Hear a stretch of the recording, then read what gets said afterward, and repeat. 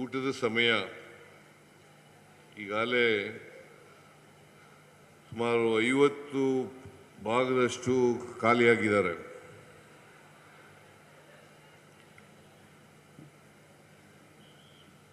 ಅವರು ಊಟಕ್ಕೆ ಹೋಗಿದ್ದಾರೆ ಅಂತ ಅನ್ಕೊಂಡಿದ್ದೀನಿ ನಾನು.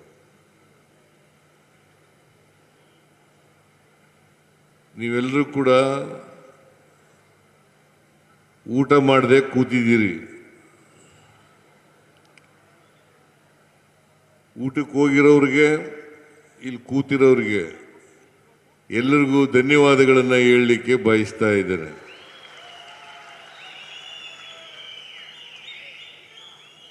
ಇನ್ನೊಂದು ಅರ್ಧ ಗಂಟೆಯಲ್ಲಿ ಮುಗಿದೋಯ್ತದೆ. ನಾವು ನಿಮಗೆ ಊಟ ಮಾಡಿಲ್ಲ ಅಲ್ವಾ? ಕೂತ್ಗಳೇ, ಕೂತು ಕೂತು ಕೂತು ಕೂತು.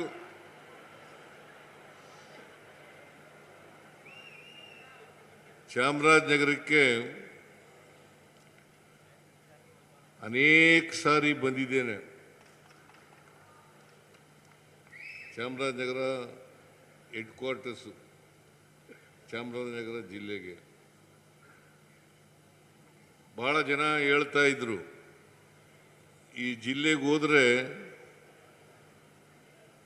ಮಂತ್ರಿ ಸ್ಥಾನ ಹೋಗ್ಬಿಡ್ತದೆ ಅಂತೇಳಿ. ನಾನು ಈ ಜಿಲ್ಲೆಗೆ ಒಂದು 20 ಸಾರಿ ಬಂದಿರ್ಬೋದಲ್ವ ಪುಟ್ಟರಂಗ ಶೆಟ್ಟಿ?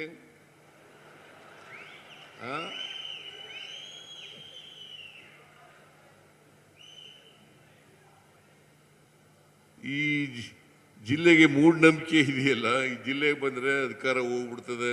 ಪ್ರಶ್ನವ್ರು ಕೇಳ್ತಾ ಇದ್ರು, ಏನು ಸರ್ ನೀವು 20 ಸಾರಿ ಬಂದಿದ್ದೀರಿ,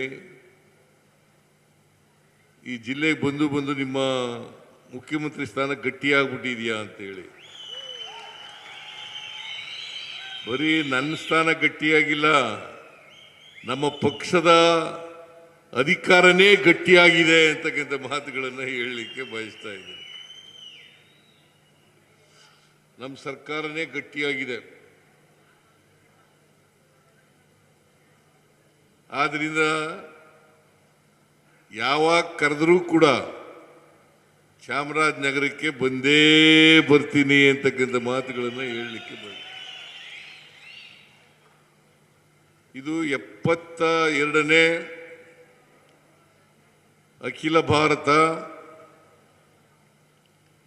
ಸಪ್ತಾಹ ಬೆಂಗಳೂರಿನಲ್ಲಿ ಉದ್ಘಾಟನೆ ಆಯಿತು.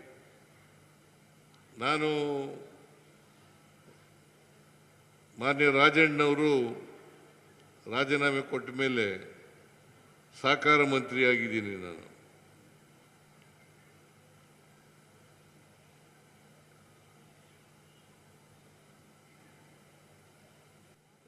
ಒಂದು ವೇಳೆ ರಾಜಣ್ಣ ಇದ್ದಿದ್ರೆ ನಾನು ಸಹಕಾರ ಮಂತ್ರಿ ಆಗ್ತಾ ಇರಲಿಲ್ಲ. ಸಹಕಾರ ಮಂತ್ರಿಯಾಗಿ, ಮುಖ್ಯಮಂತ್ರಿಯಾಗಿ ಈ 72ನೇ ಸಹಕಾರ ಸಪ್ತಾಹದ ಉದ್ಘಾಟನೆಯನ್ನು ಮಾಡಿದ್ದೇನೆ. ಟಿ ದೇವೇಗೌಡರು, ಮಹಾಮಂಡಲದ ಅಧ್ಯಕ್ಷರು ಮತ್ತು ಇತರ ಎಲ್ಲ ಕೆಲವರೆಲ್ಲ ಸ್ನೇಹಿತರು ಬಂದಿದ್ರು ನನ್ನ ಕರೀಲಿಕ್ಕೆ, ನೀವೇ ಉದ್ಘಾಟನೆ ಮಾಡಬೇಕು ಅಂತ. ಆಯ್ತಪ್ಪ, ನಾನು ಬರ್ತೀನಿ ಉದ್ಘಾಟನೆಗೆ. ಸಮಾರೋಪ ಸಮಾರಂಭಕ್ಕೂ ಬರ್ತಾ ಇದ್ದೀನಿ, ಯಾಕಂದ್ರೆ ಅದು ಚಾಮರಾಜನಗರ ನಮ್ಮ ಜಿಲ್ಲೆ. ಮೊದಲು ಮೈಸೂರು ಜಿಲ್ಲೆಯಲ್ಲೇ ಇತ್ತು, ಅದರಿಂದ ಅದು ನಮ್ಮ ಜಿಲ್ಲೆನೇ. ಮೈಸೂರು ಅಂತಂದರೆ ಚಾಮರಾಜನಗರನು ಸೇರ್ಕೊಂಡು ಮೈಸೂರು ಜಿಲ್ಲೆ ಆಗಿದ್ದು. ಆಮೇಲೆ ಈ ಜಿಲ್ಲೆ ಆಗುವಾಗ ಮಾಜಿ ಸಚಿವರಾದಂಥ ರಾಚಯ್ಯನವರು ಬದುಕಿದ್ರು. ಅವರು ನಾನು ಈ ಹೊಸ ಜಿಲ್ಲೆ ಆದಾಗ ಉದ್ಘಾಟನೆಗೆ ಇಲ್ಲಿಗೆ ಬಂದಿದ್ದರು. ನಾವು ಅಂದು ಮುಖ್ಯಮಂತ್ರಿ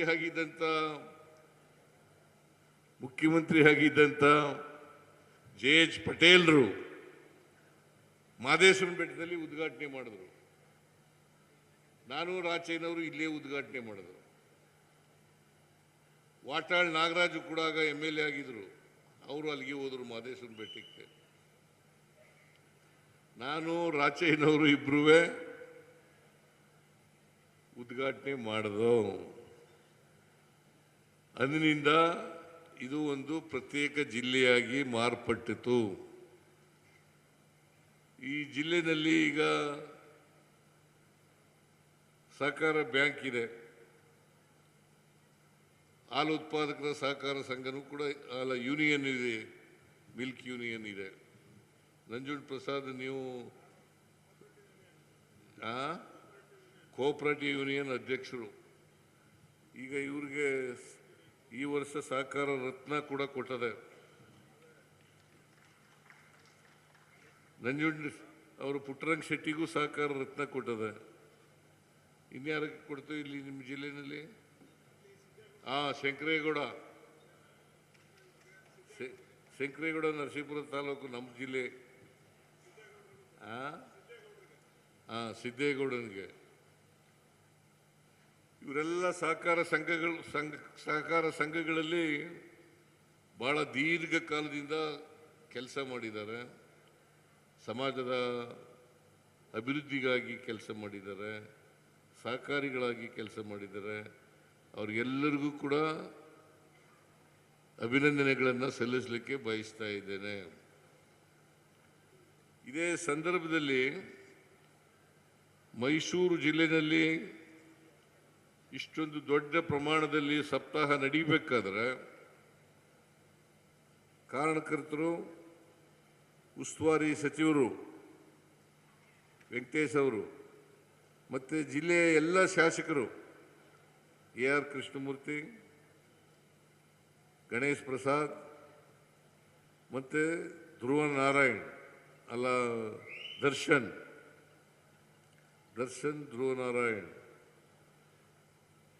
ಮಂಜುನಾಥ್ ಅನೂರು ಶಾಸಕರು. ಯಾರು? ಆಮೇಲೆ ಲೋಕಸಭಾ ಸದಸ್ಯ ಇವರೆಲ್ಲರಿಗೂ ಕೂಡ ಇಷ್ಟೊಂದು ದೊಡ್ಡ ಪ್ರಮಾಣದಲ್ಲಿ ಚಾಮರಾಜನಗರದಲ್ಲಿ ಹೆಚ್ಚು ಜನ ಸೇರಿಸಿ ಮಾಡ್ತಾ ಇರೋದ್ರಿಂದ, ಸಮಾರೋಪ ಸಭಾ ಮಾಡ್ತಾ ಇರೋದ್ರಿಂದ ಅವರಿಗೆಲ್ಲರಿಗೂ ಕೂಡ ಧನ್ಯವಾದಗಳನ್ನು ಹೇಳಲಿಕ್ಕೆ ಬಯಸ್ತಾ ಇದ್ದೇನೆ.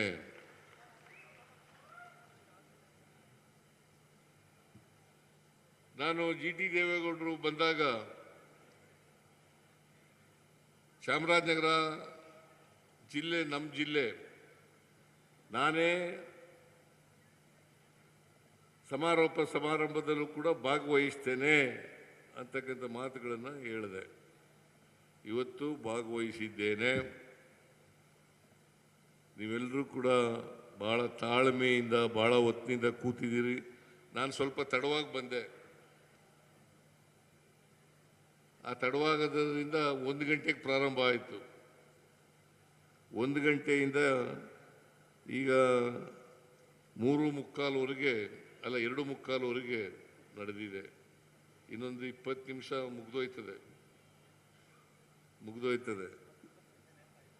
ನೀವೆಲ್ಲ ಸಹಕಾರಿಗಳು, ಇದು ಪರಸ್ಪರ ಸಹಕಾರದಿಂದ ನಡೀತಕ್ಕಂಥದ್ದು. ಅದಕ್ಕೆ ನೆಹರೂರವರು ಪ್ರಧಾನಮಂತ್ರಿಯಾಗಿದ್ದಾಗ ನಾನು ಮೊನ್ನೆ ಉದ್ಘಾಟನಾ ಸಮಾರಂಭದಲ್ಲೂ ಕೂಡ ಹೇಳಿದೆ, ಗ್ರಾಮೀಣ ಭಾರತ ಆರ್ಥಿಕವಾಗಿ ಅಭಿವೃದ್ಧಿ ಆಗಬೇಕಾದ್ರೆ ಪ್ರತಿ ಹಳ್ಳಿನಲ್ಲಿ ಕನಿಷ್ಠ ಒಂದು ಶಾಲೆ ಇರಬೇಕು, ಒಂದು ಗ್ರಾಮ ಪಂಚಾಯಿತಿ ಇರಬೇಕು, ಒಂದು ಸೊಸೈಟಿ ಇರಬೇಕು. ಈ ಮೂರು ಸಂಸ್ಥೆಗಳು ಇರಲೇಬೇಕು ಅಂತೇಳಿ ಜವಾಹರ್ಲಾಲ್ ನೆಹರೂರವರು ಹೇಳಿದರು. ಒಂದು ಶಾಲೆ, ಎರಡನೇದು ಗ್ರಾಮ ಪಂಚಾಯಿತಿ, ಮೂರನೇದು ಸಹಕಾರ ಸಂಘ. ಇವುಗಳಿದ್ರೆ ಮಾತ್ರ ಗ್ರಾಮಗಳ ಉದ್ಧಾರ ಆಗಲಿಕ್ಕೆ ಸಾಧ್ಯ ಆಗ್ತದೆ. ಇಲ್ಲದೆ ಹೋದರೆ ಕಷ್ಟ ಅಂತಕ್ಕಂಥ ಮಾತುಗಳನ್ನು ಹೇಳಿದ್ರು. ಗ್ರಾಮೀಣ ಭಾರತದ ಉದ್ಧಾರ ಆಗದೇನೆ ದೇಶದ ಉದ್ಧಾರ ಆಗಲ್ಲ. ಇದನ್ನ ನೆಹರೂರವರು ಹೇಳಿದರು. ಅದಕ್ಕೋಸ್ಕರನೇ ಪಂಚವಾರ್ಷಿಕ ಯೋಜನೆಗಳಲ್ಲಿ ಇದನ್ನು ಸೇರಿಸಿದರು. ಆ ಕಾರಣದಿಂದಲೇ ಈ ಸಪ್ತಾಹವನ್ನು ಜವಾಹರ್ಲಾಲ್ ನೆಹರೂರವರ ಜನ್ಮದಿನ ನವೆಂಬರ್ 14 ಅವತ್ತೇ ಉದ್ಘಾಟನೆ ಆಗ್ತದೆ. ಸಪ್ತಾಹ ಉದ್ಘಾಟನೆ ಆಗ್ತಕ್ಕಂಥದ್ದು. ಆಮೇಲೆ ಒಂದು ವಾರ ನಡೀತದೆ. ಬಹುಶಃ ಜಿ ಟಿ ದೇವೇಗೌಡರು ಎಲ್ಲ ಕಡೆ ಹೋಗಿದ್ರು ಅಂತ ಅನಿಸುತ್ತೆ. ಎಲ್ಲ ಕಡೆ ಭಾಷಣ ಮಾಡಿದ್ದಾರೆ. ಈಗ ಇದರಲ್ಲಿ ಭಾಷಣ ವರದಿಯಾಗಿದೆ ಪತ್ರಿಕೆಯಲ್ಲಿ. ಬಹಳ ಚೆನ್ನಾಗಿ ಮಾತಾಡಿದ್ದಾರೆ. ಮತ್ತೆ ಇವ್ರಿಗೂ ಕೂಡ ಬಹಳ ದೀರ್ಘಕಾಲದ ಸಹಕಾರಿ ಅವರು. ಬಹಳ ವರ್ಷಗಳ ಅನುಭವ ಇದೆ. ನಾನು ಜಿ ಟಿ ದೇವೇಗೌಡನು ಒಂದೇ ಕಾನ್ಸ್ಟಿಟ್ಯೂನ್ಸಿ ಅವರು, ಚಾಮುಂಡೇಶ್ವರಿ ಕಾನ್ಸ್ಟಿಟ್ಯೂನ್ಸಿ ಅವರು. ನಾನು ಮೊದಲು ಎಲೆಕ್ಷನ್ ನಿಂತ್ಕೊಂಡಲ್ಲ 83ರಲ್ಲಿ. ಆಗ ನಮ್ಮ ಜೊತೆಲೇ ಇದ್ದರು. ಈಗಲೂ ನಮ್ಮ ಜೊತೆಲೇ ಇದ್ದಾರೆ ಅಂತ ಇಟ್ಕೊಳ್ಳೋಣ.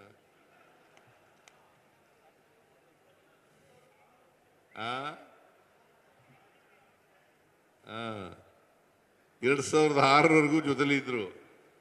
ಆಮೇಲೆ ಬೇರೆ ಆದರು. ಅಂದರೆ ಬೇರೆ ಪಕ್ಷಕ್ಕೂ ನನ್ನನ್ನು ಪಕ್ಷದಿಂದ ತೆಗೆದಾಕ್ಬಿಟ್ರು. ಇವ ಆಸಾಮಿ ಅಲ್ಲೇ ಉಳ್ಕಂದ.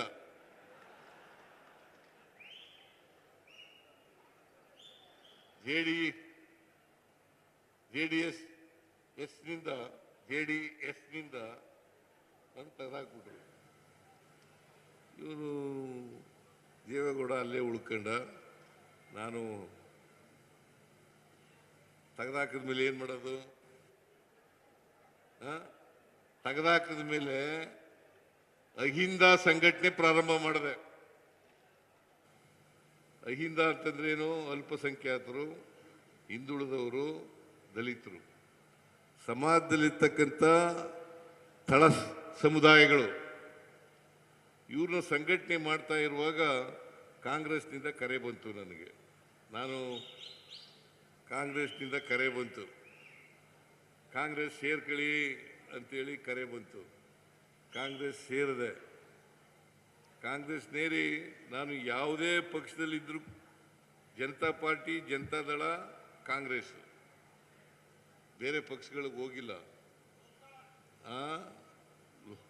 ಲೋಕದಳ, ಅದೇ ಲೋಕದಳ ಆಗಿತ್ತು.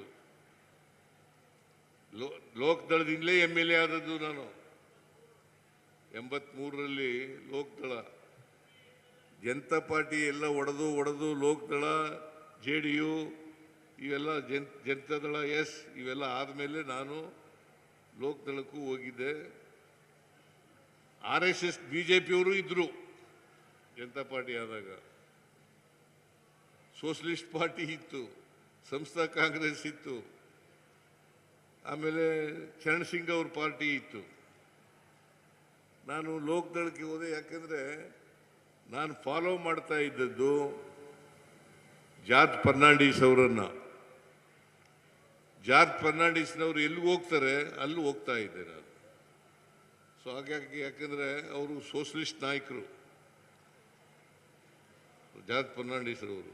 ನಾನು ಸೋಷಲಿಸ್ಟ್ ಪಾರ್ಟಿಗೆ ರಾಜಕಾರಣ ಪ್ರಾರಂಭ ಮಾಡೋದಕ್ಕಿಂತ ಮುಂಚಿತವಾಗಿ ಸೋಷಲಿಸ್ಟ್ ಪಾರ್ಟಿ ಸಮಾಜವಾದಿ ಯುವಜನ ಸಭಾ ಮೆಂಬರ್ ಆಗಿದ್ದೆ.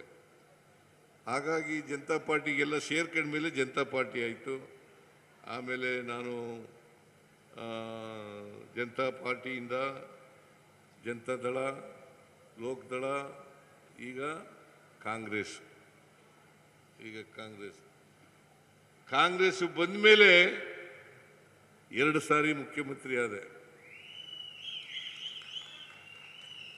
ಒಂದು ವೇಳೆ ಜನತಾದಳ ನಲ್ಲೇ ಇದ್ದಿದ್ರೆ ಮುಖ್ಯಮಂತ್ರಿ ಆಯ್ತಿರ್ಲಿಲ್ಲ ನಾನು. ಯಾಕೆಂದ್ರೆ ದೇವೇಗೌಡರು ನನ್ನನ್ನು ಮುಖ್ಯಮಂತ್ರಿ ಮಾಡಕ್ ಬಿಡ್ತಾ ಇರಲಿಲ್ಲ. ಅವ್ರ ಮಕ್ಕಳು ಮುಖ್ಯಮಂತ್ರಿ ಮಾಡಕ್ ಬಿಡ್ತಾ ಇರಲಿಲ್ಲ.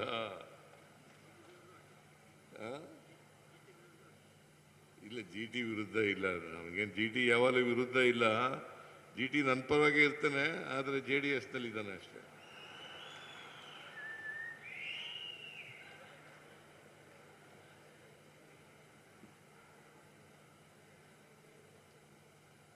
ಅದೇನೇ ಆಗಲಿ, ಇವತ್ತಿಗೆ ನಾನು ಈ ಸಾರಿ 2023ರಲ್ಲಿ ಮುಖ್ಯಮಂತ್ರಿ ಆದಮೇಲೆ ಇವತ್ತು ನಾನು ಅಧಿಕಾರ ಸ್ವೀಕಾರ ಮಾಡಿದ್ದು ಮೇ 23 ಅಲ್ಲ 1923 20ನೇ ತಾರೀಕು. ಇವತ್ತಿಗೆ 2.5 ವರ್ಷ. ಒಂದು ರೀತಿಯಲ್ಲಿ ನನಗೆ 2.5 ವರ್ಷ ತುಂಬಿದೆಯಲ್ಲ, ಆ 2 ವರ್ಷದ ದಿನಾಚರಣೆನೂ ಕೂಡ ಇಲ್ಲೇ ನಡೀತಾ ಇದೆ.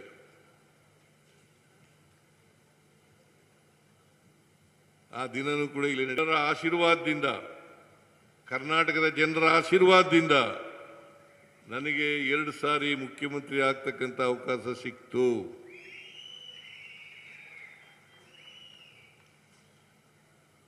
ಮುಖ್ಯಮಂತ್ರಿ ಆದಮೇಲೆ ಸಮಾಜದಲ್ಲಿರ್ತಕ್ಕಂಥ ಎಲ್ಲ ಬಡವರು, ಯಾವುದೇ ಪಕ್ಷ, ಯಾವುದೇ ಧರ್ಮ, ಯಾವುದೇ ಜಾತಿ, ಅಲ್ಲಿರ್ತಕ್ಕಂಥ ಎಲ್ಲ ಬಡವರಿದ್ದಾರಲ್ಲ, ಅವ್ರ ಪರವಾಗಿ ಕೆಲಸ ಮಾಡ್ತಕ್ಕಂಥ ಅವಕಾಶ ಸಿಕ್ಕಿದೆ. ಇಲ್ಲಿವರೆಗೆ ಮಾಡಿದ್ದೇನೆ, ಮುಂದೆನೂ ಕೂಡ ಮಾಡ್ತೇನೆ ಅಂತಕ್ಕಂಥ ಮಾತುಗಳನ್ನು ಹೇಳಲಿಕ್ಕೆ ಬಯಸ್ತಾ ಇದ್ದೇನೆ.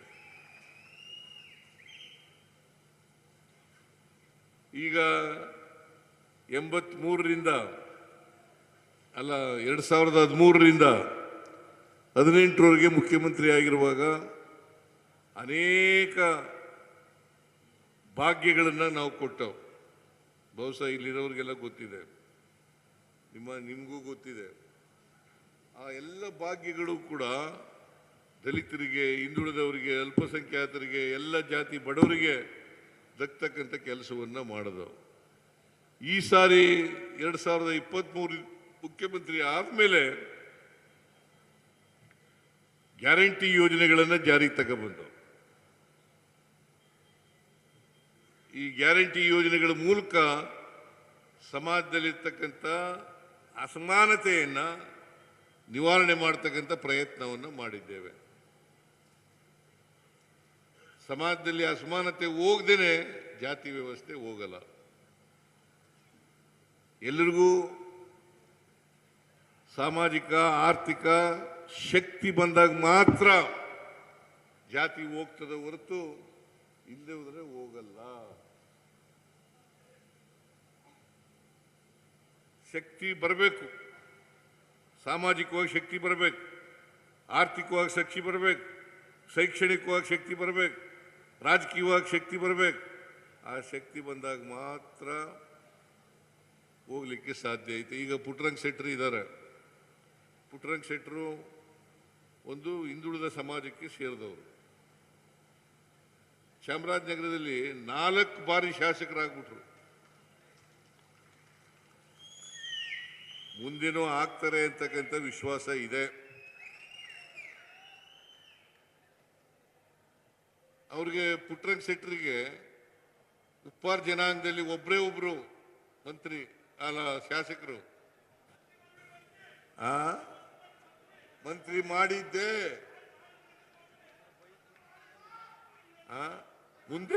ಮುಂದೆ ಅವರಿಗೆ ಒಳ್ಳೆ ಭವಿಷ್ಯ ಇದೆ. ಸಿಳ್ಳು ಹೊಡೆ ಬಿಡ ಕಡೆ ಚಪ್ಪಳೆ ತಟ್ಟು ಇಲ್ಲೇ ಹೊಡಿಬಾರ್ದು. ಸ್ವಲ್ಪ ಇದು ಆಮೇಲೆ ಕೊನೆಯಲ್ಲಿ ಹಾಕುವೆ ಇಟ್ಕೋ. ಹಿಂಗೆ ನೀನೇ ಹಾಕೋದಿರು.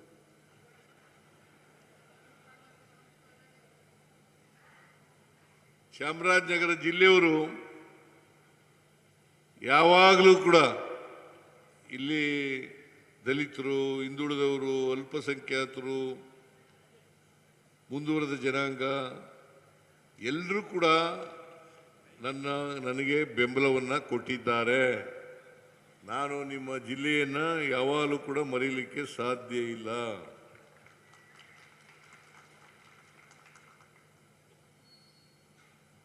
ಇವತ್ತು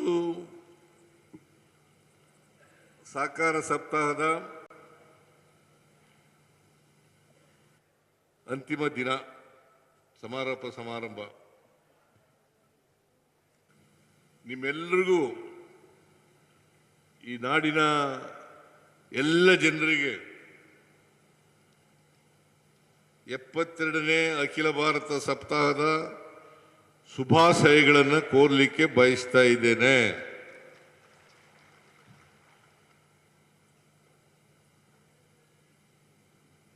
ಸಹಕಾರ ಚಳವಳಿ ಪ್ರಾರಂಭ ಆಗಿ ಕರ್ನಾಟಕದಲ್ಲಿ 120 ವರ್ಷಗಳಾಯಿತು.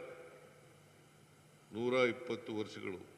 2004ರಲ್ಲಿ ಕಾನೂನು 1904ರಲ್ಲಿ ಕಾನೂನು ಬಂತು. 1904. ಆಗ ಗದಗಿನ ಎಂತ ಹಾಳ ಇದು, ಗಣಿಗಿನ ಹಾಳ, ಅಲ್ಲಿ ಸಿದ್ದನಗೌಡ ರಾಮನಗೌಡ ಪಾಟೀಲ ಅಂತೇಳಿ ಒಂದು ಪತ್ತಿನ ಸಹಕಾರ ಸಂಘವನ್ನು ಸ್ಥಾಪನೆ ಮಾಡಿದ್ರು. ಇಡೀ ಏಷ್ಯಾದಲ್ಲೇ ಮೊದಲು. ಹಾಗಾಗಿ ಕರ್ನಾಟಕ ಸಹಕಾರ ಸಪ್ತಕ್ಕೆ ಒಂದು ಹೆಬ್ಬಾಗಿಲು ಅಂತಕ್ಕಂಥದ್ದನ್ನು ಹೇಳಲಿಕ್ಕೆ ಬಯಸ್ತಾ ಇದ್ದೇನೆ.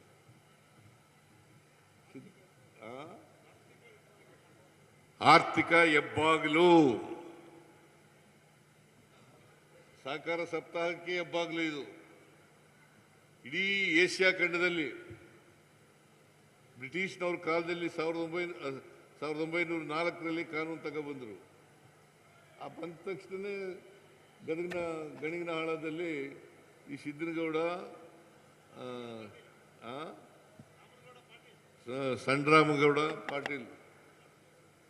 ಪಾಟೀಲ್ ರಾಮನಗೌಡ ಪಾಟೀಲ್ ಇದು ಮಾಡಿದ್ರು. ಅಲ್ಲಿಂದ ಈಚೆಗೆ ಇವತ್ತು ಕರ್ನಾಟಕದಲ್ಲಿ ಎಲ್ಲ ಕ್ಷೇತ್ರಗಳಲ್ಲಿ ಸಹಕಾರ ಇಲಾಖೆ ಬೆಳೆದಿದೆ. ಇನ್ನೂ ಬೆಳೀಬೇಕು. ಬೆಳೀತಕ್ಕಂಥ ಕೆಲಸವನ್ನು ಮಾಡಬೇಕು. ಕೃಷಿ, ಪಶುಸಂಗೋಪನೆ, ರೇಷ್ಮೆ ಮತ್ತು ಬೇರೆ ಬೇರೆ ಕ್ಷೇತ್ರ, ಕೈಗಾರಿಕೆ, ಅವೆಲ್ಲ ಕ್ಷೇತ್ರಗಳಲ್ಲೂ ಕೂಡ ಸಹಕಾರ ಸಂಘದ ಮೂಲಕ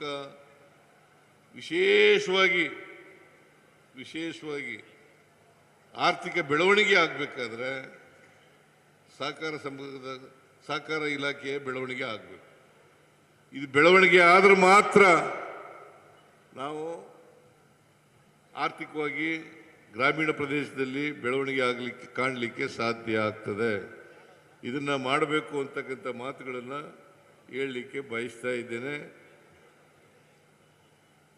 ಈ ವರ್ಷ ಎಷ್ಟು ಸಹಕಾರ ಸಂಘಗಳಿದ್ದಾವೆ, ಅದು ಮುಂದಿನ ವರ್ಷ ಅದು ಹೆಚ್ಚು ಸಹಕಾರ ಸಂಘಗಳಾಗಲಿಕ್ಕೆ ಪ್ರಯತ್ನವನ್ನು ಮಾಡಬೇಕು. ಸಹಕಾರ ಸಂಘ ಬೆಳೀತಾ ಹೋಗ್ಬೇಕು. ಬದುಕಿನ ಅನೇಕ ಕ್ಷೇತ್ರಗಳಲ್ಲಿ ಸಹಕಾರ ಸಂಘದ ಬೆಳವಣಿಗೆ ಆದರೆ, ನಾನು ಅನಿಮಲ್ ಹಸ್ಬೆಂಡ್ರಿ ಮಿನಿಸ್ಟರ್ ಆಗಿದ್ದೆ 1985. ಆಗ KMF ಅಧ್ಯಕ್ಷನೂ ಆಗಿದ್ದೆ. ನಾನು ಸ್ವಲ್ಪ ದಿನ ಮಂತ್ರಿಯಾಗಿ ಇನ್ಚಾರ್ಜ್ ಅಧ್ಯಕ್ಷ ಆಗಿದೆ. KMF ಅಧ್ಯಕ್ಷ ಸುಮಾರು 1 ವರ್ಷ ಕಾಲ ಇದ್ದೇನ ಕಾಣಿಸುತ್ತೆ. ಎಷ್ಟಪ್ಪ? 1 ವರ್ಷ ಕಾಲ ಇದ್ದೆ. ಸೊ ಹಾಗಾಗಿ KMF ಬೆಳವಣಿಗೆಯನ್ನು ಮಾಡಲಿಕ್ಕೆ ಅನುಕೂಲ ಆಯಿತು.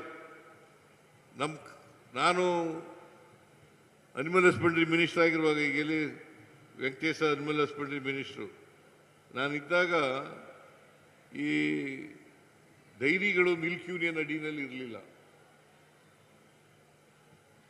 ಡೈರಿಗಳು ಮಿಲ್ಕ್ ಯೂನಿಯನ್ ಕೈ ಕೆಳಗಡೆ ಇರಲಿಲ್ಲ. ಮಿಲ್ಕ್ ಯೂನಿಯನ್ಗಳ ಕೈ ಕೆಳಗಡೆ ಮಾಡಿದ್ದು ನಾನು. ಮಿಲ್ಕ್ ಯೂನಿಯನ್ಗಳನ್ನ, ರೈತರ ಪ್ರತಿನಿಧಿಗಳ ಯೂನಿಯನ್ಗಳ ಸಂಘಕ್ಕೆ ಡೈರಿಗಳನ್ನು ತಗೊಬಂದು ಅದನ್ನು ಆದೇಶ ಮಾಡಿ ಕೊಡ್ತಕ್ಕಂಥದ್ದು ಕೆಲಸ ಆ ಕಾಲದಲ್ಲಾಯಿತು.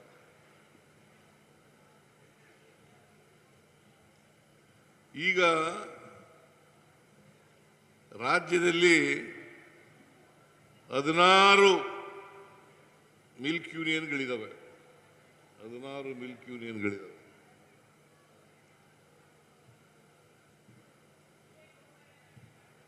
ಸುಮಾರು 1 ಕೋಟಿ ಲೀಟರಷ್ಟು ಹಾಲು ಬರ್ತಾ ಇದೆ. 1 ಕೋಟಿ ಲೀಟರ್ ಹಾಲು. ಬಹುಶಃ ಇಡೀ ದೇಶದಲ್ಲಿ ಗುಜರಾತ್ ಬಿಟ್ಟರೆ ಕರ್ನಾಟಕನೇ ನಂಬರ್ 2. ಕರ್ನಾಟಕ 2ನೇ ಸ್ಥಾನದಲ್ಲಿದ್ದರೆ ಅದಕ್ಕೆ ನಾವು ಎಲ್ಲ ಸಹಕಾರಿಗಳು, ಮಿಲ್ಕ್ ಯೂನಿಯನ್ ಹಿಂದೆ ಅಧ್ಯಕ್ಷರಾಗಿದ್ದವರು, ಈಗ ಅಧ್ಯಕ್ಷರಾಗಿರ್ತಕ್ಕಂಥವ್ರು, ಸದಸ್ಯರಾಗಿರ್ತಕ್ಕಂಥವರು, ಸೊಸೈಟಿಗಳ ಅಧ್ಯಕ್ಷರಾಗಿದ್ದಂಥವ್ರು, ಅವರೆಲ್ಲರೂ ಕೂಡ ಕಾರಣ ಅಂತಕ್ಕಂಥ ಮಾತುಗಳನ್ನು ಹೇಳಲಿಕ್ಕೆ ಬಯಸ್ತಾ ಇದ್ದೇನೆ. ಆಮೇಲೆ ನಾನು 83ರಲ್ಲಿ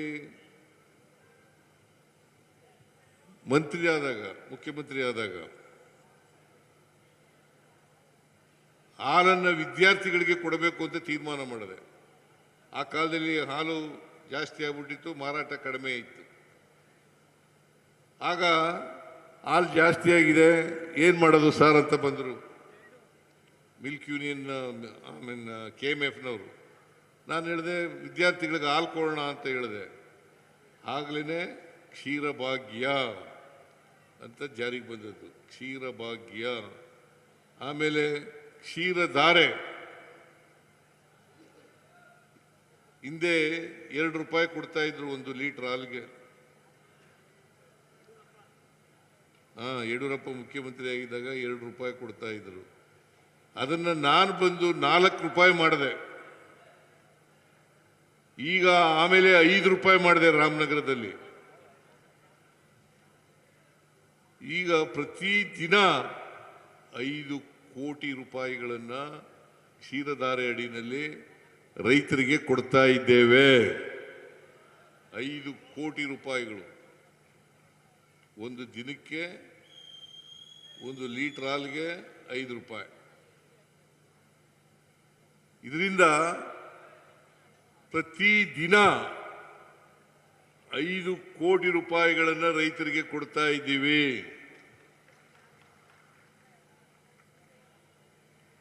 ಆಮೇಲೆ ಈ ಕ್ಷೀರಧಾರೆ ದುಡ್ಡಿನೆಲ್ಲ ಉಳಿದೋಗ್ಬಿಟ್ಟಿತ್ತು ಹಿಂದಿನ ಸರ್ಕಾರದಲ್ಲಿ.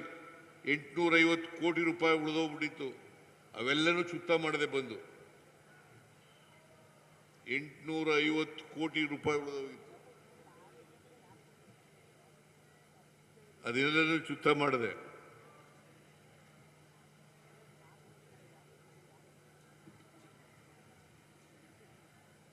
ಆಮೇಲೆ ಚಾಮರಾಜನಗರ ಹಾಲು ಒಕ್ಕೂಟ ಒಂದು ಸಾರಿ ಹಣ ಕೊಟ್ಟಿದ್ದೆ ನಾನು. 73 ಕೋಟಿ ಕೊಟ್ಟಿದ್ದೆ. ಇನ್ನೂ 51 ಕೋಟಿ ಕೊಡಬೇಕು ಅಂತ ಹೇಳ್ತಾ ಇದ್ದಾರೆ.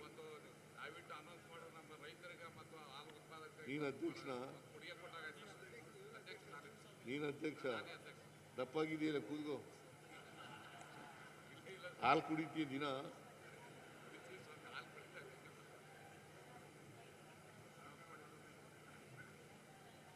ಅದನ್ನು ಕೂಡ ಕೊಡೋಣ.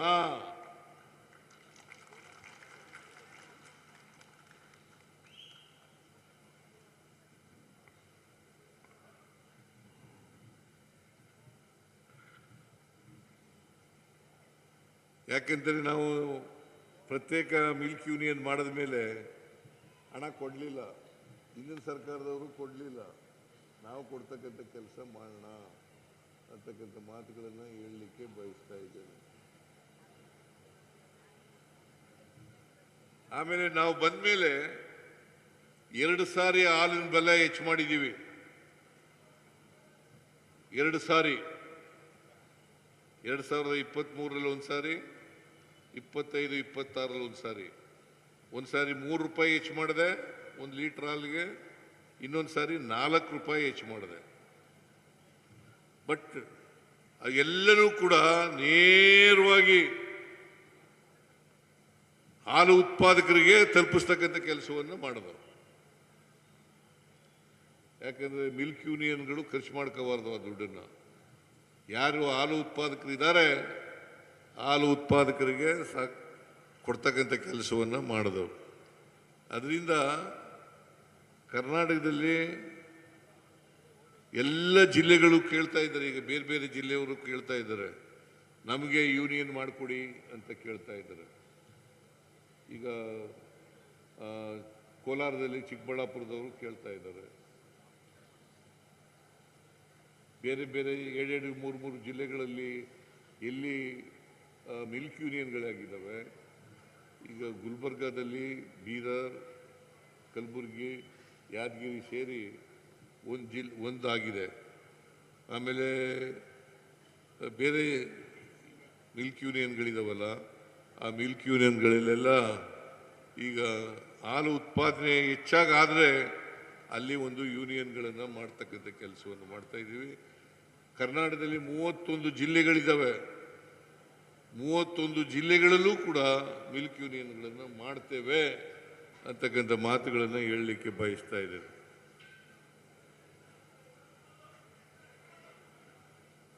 ಮಿಲ್ಕ್ ಯೂನಿಯನ್ಗಳು ಯಾಕಂತಂದ್ರೆ ಆರ್ಥಿಕವಾಗಿ ಬೆಳವಣಿಗೆ ಆಗಲಿಕ್ಕೆ ಇದು ಒಂದು ಉಪಕಸುಬು. ಇಡಿ ಇಡಿ ಇಲ್ಲಿ ಇಡಿ. ನಿಮ್ಮನ್ನ ನೋಡಕ ಜನ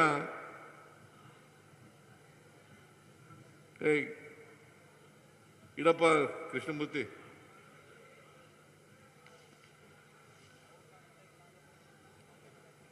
ಎಲ್ಲ ಖಾಲಿ ಆಗೋದ್ರು, ಇನ್ನೇನು ಭಾಷಣ ಮಾಡೋದು? ಯಾರಿಗೆ ಭಾಷಣ ಮಾಡಲಿ? ಎಲ್ಲ ಹಿಂದಕ್ಕೆ ತಿರುಗಿ ನೋಡ್ರಯ್ಯ.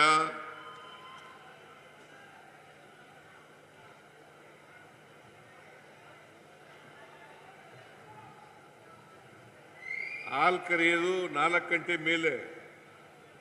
ಇಷ್ಟೊತ್ತಿಗೆ ಯಾಕೆ ಹೋಗ್ತೀರಿ?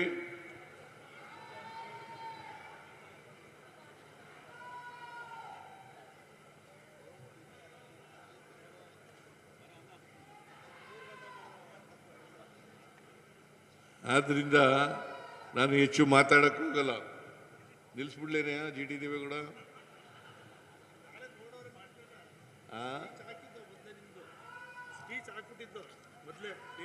ಆಮೇಲೆ ಕೊನೆಯಲ್ಲಿ ಒಂದು ಅನೌನ್ಸ್ ಮಾಡಿಬಿಡ್ತೀನಿ. ಓಲಿ,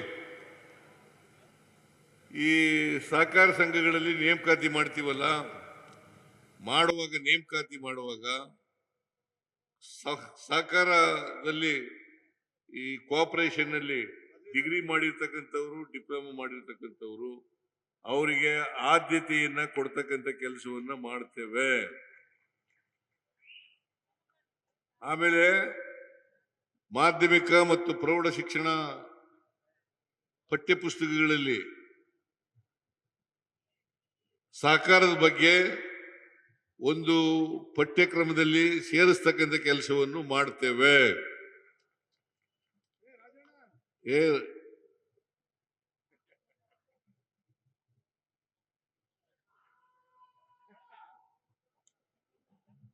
ಒಂದು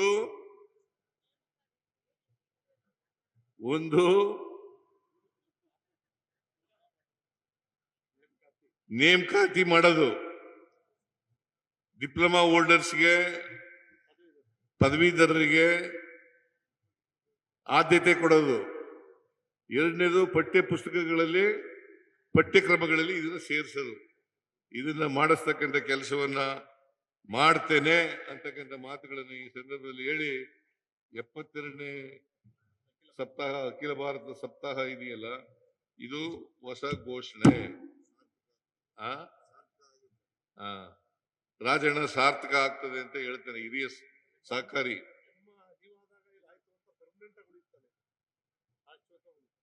ಅದನ್ನು ಮಾಡಿಕೊಡ್ತೇನೆ ಅಂತಕ್ಕಂಥ ಮಾತುಗಳನ್ನು ಹೇಳಿ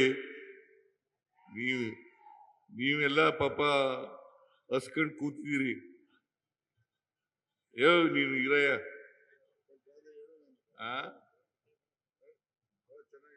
ಯಾವುದು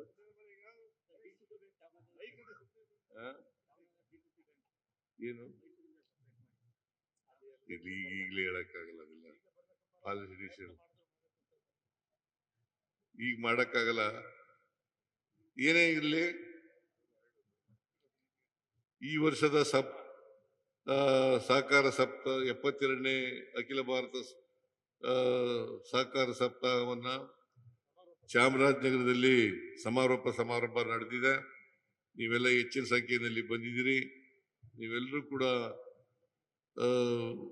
ಹೆಚ್ಚು ಸಹಕಾರ ಸಂಘಗಳನ್ನು ಸ್ಥಾಪನೆ ಮಾಡಬೇಕು, ಸಹಕಾರಿಗಳಾಗಬೇಕು. ಜೊತೆಗೆ ನಾನು ಮಾಡೋದು ಇನ್ನೊಂದೇನು ಗೊತ್ತಾ, ಪರಿಶಿಷ್ಟ ಜಾತಿ ಪರಿಶಿಷ್ಟ ಪಂಗಡದವರಿಗೆ ಫ್ರೀಯಾಗಿ ಸದಸ್ಯತ್ವ ಮಾಡ್ತಕ್ಕಂಥ ಕೆಲಸವನ್ನು ಏನಪ್ಪಾ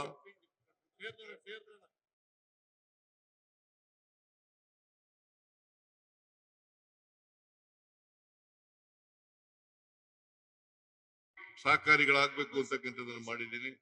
ಅದರಿಂದ ನೀವೆಲ್ಲ ಸಹಕಾರಿಗಳಾಗಬೇಕು, ಆರ್ಥಿಕ ಅಭಿವೃದ್ಧಿ ಮಾಡಬೇಕು, ರಾಜ್ಯದ ಈ ಕೆಲಸವನ್ನ ನೀವು ಮಾಡಲಿ ಅಂತೇಳಿ ಹಾರೈಸಿ ಈ ವರ್ಷದ ಸಪ್ತಾಹ ಯಶಸ್ವಿಯಾಗಿದೆ ಹೇಳಿ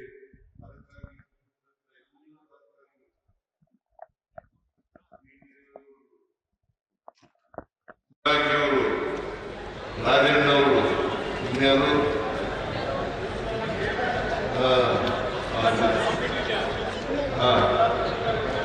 ಎಲ್ಲ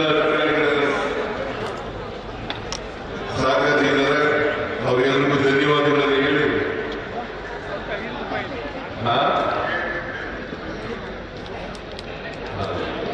ಅದಕ್ಕೆ ವಿಶೇಷವಾಗಿ KMFನ MD ಶಿವಸ್ವಾಮಿ ಮತ್ತು ಇತರರಿಗೆ ಎಲ್ಲ ಡೈರೆಕ್ಟರ್ಗಳಿಗೆ ನಿರ್ದೇಶಕರಿಗೆ ಧನ್ಯವಾದಗಳನ್ನು ಹೇಳಿ ನನ್ನ ಮಾತನ್ನು ಮುಗಿಸಿದ್ದೇನೆ.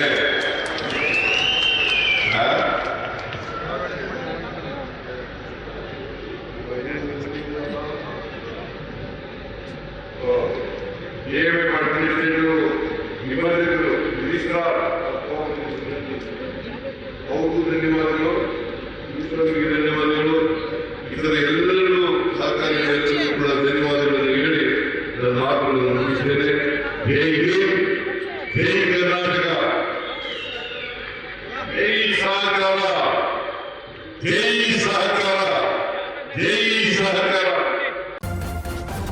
ನ್ಯೂಸ್ ಫಸ್ಟ್ ನಿರ್ಭೀತಿಯಿಂದ ನಿಮ್ಮ ಪರವಾಗಿ.